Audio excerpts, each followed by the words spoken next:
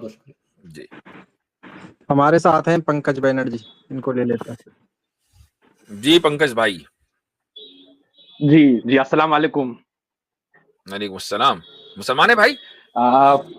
नहीं, मैं मुसलमान तो नहीं हूँ, लेकिन जी मेरे कई सारे सवाल है इस्लाम जी को लेकर के। मैं असल में चीजों को जानना चाहता हूँ, चीजें है ऐसी क्यों है। और जैसा कि अभी मैंने आपके वीडियो रिकॉर्डिंग, आपका ये जो वीडियो है, इसमें मैंने सुना आपके पास सिर्फ 10 मिनट है। तो असल में मैं थोड़ा वर्किंग इंसान हूँ, मैं बहुत पहले से आपसे जुड़ना चाहता था, लेकिन मैं समझ नहीं पा रहा हूँ। मुझे थोड़ा सा अलग से समय चाहिए जिसमें मैं आपसे काफी सारे मेरे डाउट्स है जिसको कि मैं क्लियर कर सकूं। तो ऐसा कौन सा समय हो सकता है जहां पे हो सकता है हमारी और आपकी जो बातचीत है, गुफ्तगू है, ये आधे घंटे पौन घंटे तक चले। तो मैं वो कौन सा समय है जो इस समय मैं आपसे आके मिल आपसे बात कर सकता हूँ। अपने बहुत सारे डाउट्स है मेरे, चीजों को लेकर के, रिलीजन को लेकर के, तो उसको मैं कब तो कैसे सही कर सकता हूँ। ठीक है पंकज भाई, ऐसा है अभी जो टाइम है जी फिलहाल, एक सवाल तो जी रखें, जी। देखते हैं कि उसकी नौइयत क्या है, कितनी लंबी गुफ्तगू चलेगी। रखें आप बात। असल में देखिए, सवाल तो बहुत सारे, जिसमें से एक मैं अभी उठाता हूं। जैसे जी आपने अभी जो डिस्कशन हो रहा था, उसमें आपने किसी के जवाब में दे रहे थे कि कैपिटलिज्म के आने से ये हुआ है कि जो मतलब जो औरतें हैं, वो पर्दा के बिना अब उनको ऑफिस जाना पड़ रहा है। तो मेरा इसमें सवाल यह है कि अगर औरतें पर्दा के बिना ऑफिस जा रही है या सेल्फ डिपेंडेंट हो रही है, तो इसमें गलत भी क्या है? औरतें को पर्दा करना क्यों जरूरी है, किस आधार सही। पे? ठीक, ये सवाल जो है एक इंपॉर्टेंट जी सवाल जी भी है और बहुत ही समझ लें कि कम दर्जे का सवाल भी है। कम दर्जे का इसलिए कि जो असल सवाल है वो ये है जी कि रिलीजन, यानी जो इस्लाम है, मजहब है, दीन है, वो वाकई सच्चा दीन है या नहीं, हमें उसको प्रैक्टिस करना चाहिए या नहीं, ये बुनियादी सवाल है। लेकिन अगर आप ये सवाल भी करते हैं तो इंशाल्लाह उसका जवाब भी हम देंगे। औरतों को पर्दा क्यों करना चाहिए, उसकी वजह है, उसकी वजह यह है कि अल्लाह ताला ने औरतों को जो जिम्मेदारी दी है वो है फैमिली चलाने की और फैमिली की हिफाजत की, और मर्दों को जो जिम्मेदारी दी है वो है मुआशरा और सोसाइटी चलाने की और उसको रन करने की। जिस एक मुआशरा या सोसाइटी कभी भी फैमिली के बगैर नहीं बनती, यानी बहुत सारी फैमिलीज होंगी तो एक सोसाइटी बनती है।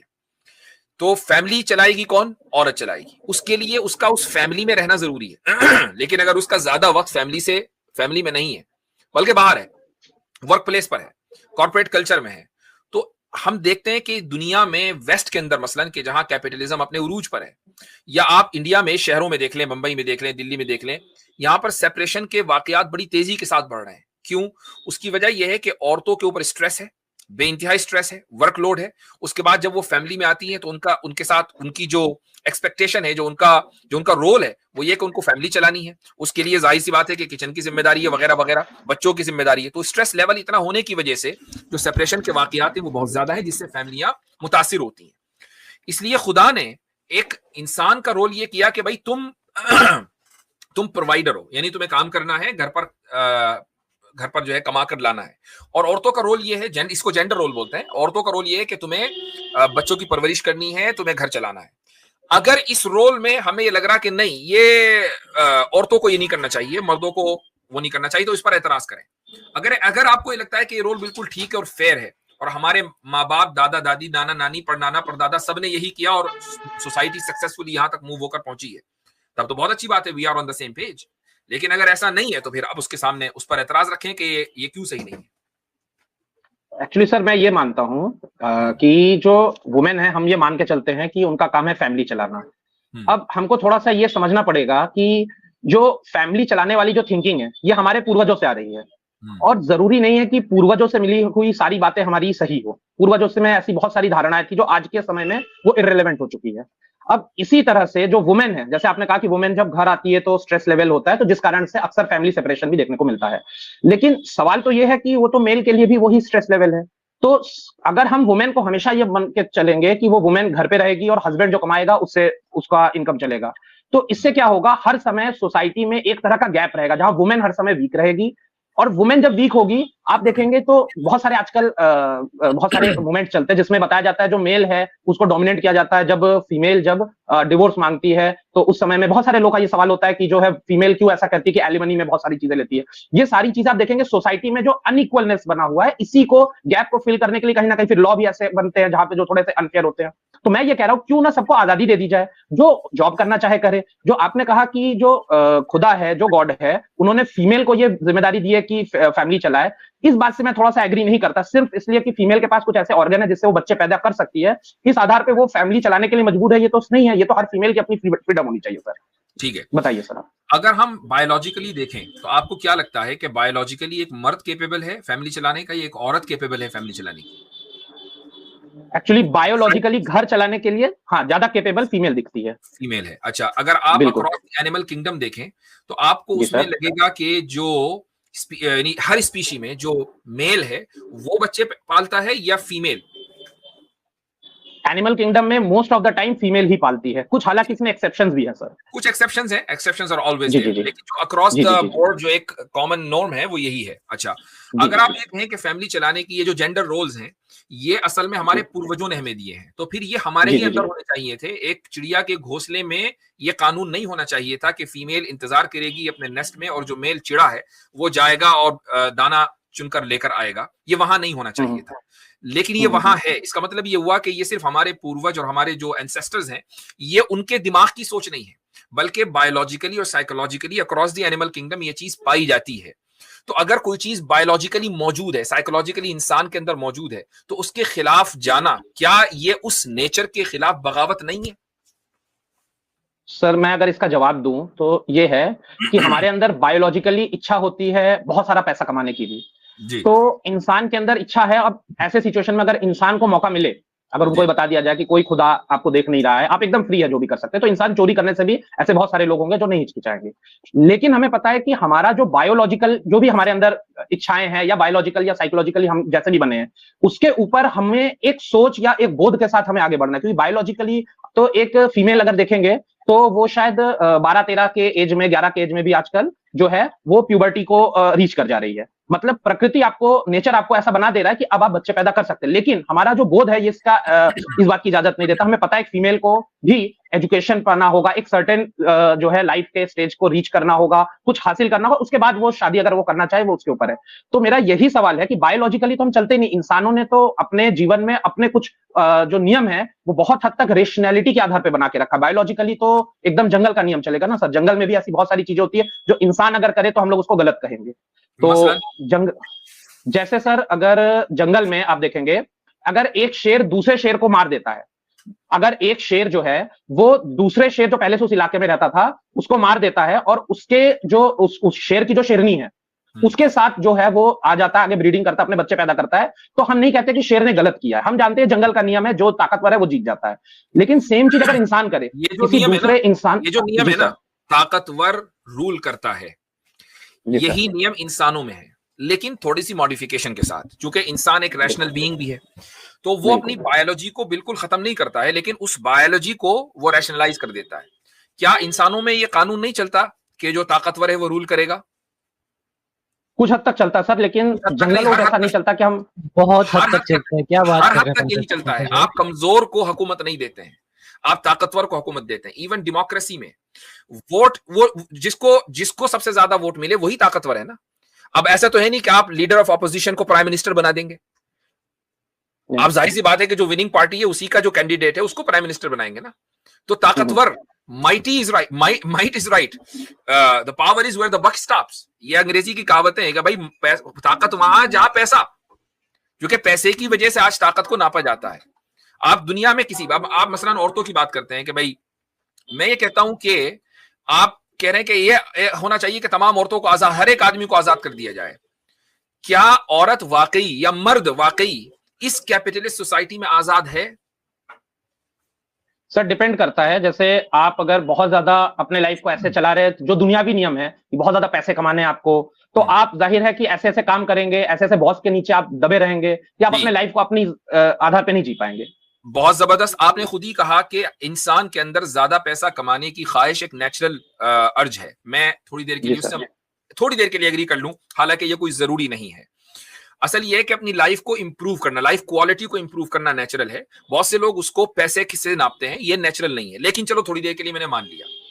अब अगर आप खुद ही कह रहे हैं कि ज्यादा पैसा कमाना नेचुरल है और आपने मर्द और औरत दोनों को आजादी दे दी कि ज्यादा से ज्यादा पैसा कमाओ, आप दुनिया में देखेंगे कि 99.99% जो लोग हैं जो पैसा ज्यादा कमाने की ख्वाहिश रखते हैं, वो ऐसे ऐसे डिसीजन ले चुके हैं कि वो उसमें उस अपने डिसीजन की वजह से कैपिटलिस्ट ट्रैप का शिकार हो चुके। आप इमेजिन करें कि आप किसी शहर में रहते हो, बंबई में रहते हो, दिल्ली में रहते हो, जहां आप एक हाई राइज बिल्डिंग में जबरदस्त अपार्टमेंट में रहना चाहते हैं, आपने बैंक से लोन लिया। क्या आपको नहीं लगता कि आपको उस मकान को पे ऑफ करने के लिए नेक्स्ट 15 to 30 इयर्स काम करना पड़ेगा? आपको सुबह उठकर बजे जाना पड़ेगा। आपकी आजादी तो नहीं है, लेकिन आपके जो पेरेंट्स थे या आपके ग्रैंड पेरेंट्स थे, उनके ऊपर ये प्रेशर नहीं था कि उन्हें अपना जो मकान है वो बैंक से छुड़ाना है 25 साल के अंदर। वो जाएंगे, खेत जाएंगे, नहीं जाएंगे नहीं जाएंगे। तो मुझे बताएं कि वो ज्यादा आजाद थे या हमारी नस्ल के लोग ज्यादा आजाद हैं?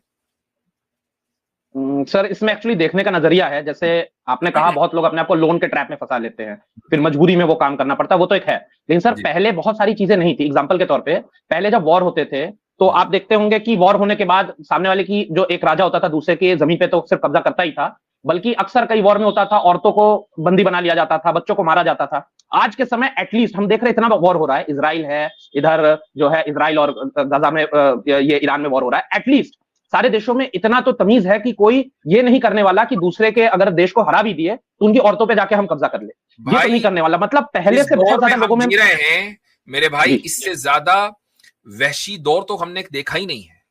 आप देखें कि गुज़िश्ता 2 साल से, तकरीबन पौने 2 साल से, एक मुल्क एक छोटे से इलाके की बिल्डिंगों पर और उसके बच्चों पर दिन रात बमबारी करके, मिसाइल मारकर उनको 1 लाख से ज्यादा उसने शहीद कर दिया। कोई बोलने वाला नहीं है। बताइए कौन बोल रहा है? सर, बोल तो रहे, दुनिया भर में बहुत लोग बोल रहे हैं, प्रोटेस्ट हो रहा है यूनाइटेड नेशन। मेरा आपका बोलना मुराद नहीं है। क्या उस मुल्क के ऊपर सैंक्शंस लगे? क्या उस मुल्क से लोगों ने अपने ताल्लुकात खत्म किए? क्या आप सोशल मीडिया के ऊपर एक बड़ी तादाद में, खुद उस मुल्क में जहां से मैं आता हूं, जहां आप रहते हैं, नहीं देखते कि जो इस चीज को बिल्कुल दुरुस्त समझते हैं कि हाँ बिल्कुल ठीक हो रहा है, इनके साथ ऐसे ही होना चाहिए? Even on the moral ground एक बड़ी तादाद दुनिया की ऐसी है जो उसको सपोर्ट करती है। तो आपको बता रहा हूं, पहले जमाने में बच्चों को कत्ल कर दिया, आज हमारी आंखों के सामने हो रहा है। नहीं सर, मैं ये कह रहा हूं, आज जो कर भी रहे हैं वो ये खुले में एक्सेप्ट नहीं करेंगे कि मैंने किया है। आज अगर ईरान कहता है कि इजराइल ने हॉस्पिटल पे अटैक किया है, इजराइल कहेगा हमने हॉस्पिटल में नहीं किया, हम तो आतंकवादियों को मारे। मतलब इजराइल को पता है कि जिस दिन मैं ये एक्सेप्ट कर लूंगा कि मैंने बच्चों को मार दिया, उनकी खुद की जो जनता है वो भी उसको सपोर्ट नहीं करेगी। पहली चीज सर। और आपने जो एक और बात कहा सर, बस 1 मिनट जी सर, मैं ये कह रहा हूं कि जैसे आपने कहा कि दुनिया में बहुत सारे लोग हैं जो ये जो पूरा इतना जो वॉर चल रहा है इसमें एकदम आंखें बंद करके बैठे हैं, और ये बात मैं मानता हूं, जिस देश में मैं हूं वहां पे भी लोग आंखें बंद करके बैठे हैं। लेकिन सर, ये एक्चुअली जो प्रॉब्लम है, ये मैं इसको कहता हूं सीधा सीधा अज्ञानता। हिंदू जो है वो भी बहुत अज्ञानी है, और मैं देखता हूं हर जगह पे, हर मजहब में, हर धर्म के मानने वाले लोग अज्ञानी है। मैं ये भी देखता हूं सर कि जैसे कहीं पे रशिया यूक्रेन का वॉर हुआ, रशिया ने यूक्रेन पे इतना बमबारी किया, इतना जो है उसको बर्बाद किया, उसमें मुस्लिम्स का इतना ज्यादा सिंपैथी नहीं था यूक्रेन के लिए। लेकिन जहां पे बात आई इजराइल और गाजा की, इजराइल और ईरान की, वहां पे मुस्लिम्स की सिंपैथी ईरान के प्रति है। तो मेरा ये सवाल है कि क्यों ना हम लोग इसको रिलीजन वर्सेस रिलीजन बनाना छोड़ के, जहां पे भी कहीं पे भी इंसान को ऊपर कोई बड़ा देश दूसरे एक कमजोर देश पे अटैक कर रहा है, हम उसकी एकदम क्रिटिसाइज करें। लेकिन हम बहुत यानी अपने टॉपिक से हट गए हैं। हम जियोपॉलिटिक्स पे बात नहीं कर रहे थे, हम बात कर रहे थे कि आज की तारीख में क्या एक मर्द और औरत आजाद हैं। अगर हम एक कैपिटलिस्ट सोसाइटी में सांस लेते हैं तो हमारी आजादी लिमिटेड है, और अगर हम एक नॉन कैपिटलिस्ट सोसाइटी में सांस लेते हैं तो हमारी आजादी बढ़ी हुई है। ये मैं फर्क दिखाना चाहता हूं। बाकी जो लेकिन सर एक सवाल है सर, जो इसमें होता है कि औरतों को घर के अंदर रहना चाहिए, जॉब नहीं करनी चाहिए। एक्चुअली मेरा सवाल यहां से था, कैपिटलिज्म को मैं बिल्कुल सपोर्ट नहीं कर रहा। कैपिटलिज्म में अपनी बहुत सारी बुराइयां हैं, लेकिन मैं ये कह रहा हूं कि औरतों को जो घर के अंदर रहना चाहिए सिर्फ इसलिए कि उनकी बायोलॉजी या साइकोलॉजिकली वो थोड़ा ऐसे बनी है कि वो घर पे ज्यादा रहती है। ये तो हमारी अपनी सोच है भाई। घर पे रहना एक एक्सप्रेशन है। घर पे रहने का मतलब ये है कि उन्हें कॉर्पोरेट कल्चर का हिस्सा नहीं बनना चाहिए। That's what I mean. इसका मतलब ये नहीं कि वो अपने आप को कमरे के अंदर कैद कर लें और घर से बाहर कदम न निकालें। और इनको कहीं जाना है, किसी रिश्तेदारी में जाना है, कहीं कोई मान लीजिए सोशल एक्टिविज्म करनी है, करें, कोई मसला नहीं है। लेकिन जब वो एक कॉर्पोरेट कल्चर का हिस्सा बन जाती है कि जिसकी वजह से उनके जहन में एक तनाव, स्ट्रेस रहता है कि भाई मुझे इतने बजे निकलकर इतने बजे वापस आना है, मैं अगर नहीं आऊंगी तो बिल कैसे पे होंगे, लोन कैसे पे होगा, गाड़ी का खर्चा कैसे निकलेगा। She becomes a bread provider, जो कि मर्द का रोल है। और ये इसलिए हुआ है चूंकि उनके जो एम्बिशंस हैं लाइफ के, वो इतने ज्यादा हो गए कि एक सैलरी के अंदर काम नहीं चलता है। हम इसके खिलाफ हैं। सर मैं ये कह रहा हूं कि जो आप कह रहे हैं कि कैपिटलिस्ट वर्ल्ड में ऐसा हो गया कि लोन रीपेमेंट और इस सब वजह से, तो इसके लिए आपको वुमेन को बताने के बजाय बल्कि दोनों को इक्वली बताना चाहिए कि इंसान ही इस तरह के ट्रैप में फंस रहा है, जिस तरह का आजकल माहौल हो गया है। बिल्कुल ऐसा ही है। मैं इसलिए वुमेन का ज्यादा बात आती है क्योंकि औरत जब बाहर निकलती है तो वो इस मजबूरी में निकलती है कि यार हम एक तनख्वाह में काम नहीं चल रहा है। होना ये चाहिए था कि ये मर्द की जिम्मेदारी, हम पहले मर्द को कसूरवार करार देते हैं कि तुम्हारी जिम्मेदारी ये है कि तुम उतने ही पैर फैलाओ जितनी तुम्हारी चादर है। तुमने पैर ही ज्यादा फैलाए हैं अपनी चादर से ज्यादा, अब तुम उसको अपने पैरों को कवर करने के लिए तुम अपनी बीवी को भी बाहर निकाल के ले गए कमाने के लिए। तो ये तो मर्द की कमी है। अगर मान लीजिए मर्द की कमी ना होती तो औरत कभी भी अपने रोल से ना हटती। तो मतलब ये इक्वालिटी की बात है। जी सर मैं समझ गया। और बाकी सर मुझे आपसे और भी बहुत सारी बात करनी है। तो मेरा ईमेल जो है वो यहाँ पर चल रहा है askmufty@gmail। आप मुझे उसको कर दें, या तो मैं या फिर आसिफ इफ्तिखार साहब से मैं आपको कनेक्ट करूंगा, इंशाल्लाह आप बात कर लीजिएगा। ठीक है, चले भाई, आज के लिए इतना ही। जज़ाकुमुल्लाह खैरन। Thank you sir. इंशाल्लाह फिर अगले हफ्ते मुलाकात होगी। अस्सलामु अलैकुम व रहमतुल्लाहि व बरकातुहू। सबक फिर पढ़ सदाकत का, अदालत का, शुजाअत का, लिया जाएगा तुझसे काम दुनिया की इमामत का। सबक फिर पढ़ सदाकत